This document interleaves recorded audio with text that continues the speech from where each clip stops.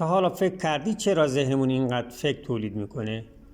مغز ما از 86 میلیارد نورون ساخته شده و هر لحظه مثل یک کارخانه فعال فکر می‌سازه. اما چرا؟ چون 3 بخش اصلی مغز همیشه در حال کاره. بخش بقا دنبال خطر میگرده، برای همین گاهی بی دلیل استرس داریم. بخش احساسی ترس، نگرانی، خشم و لذت همه رو سریع تولید میکنه، ولی معمولاً بدون منطق.